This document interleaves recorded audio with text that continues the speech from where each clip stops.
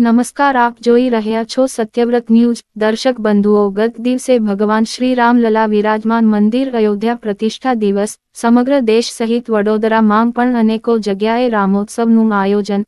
બાજવા વિસ્તારમાં આવેલી નીલકમળ સોસાયટીમાં રામોત્સવનું આયોજન। નીલકમળ સોસાયટી યુવક મંડળ દ્વારા ભવ્ય ઉજવણી કરવામાં આવી। ભજન કીર્તન સાથે સુંદરકાંડનું આયોજન કરવામાં આવ્યું।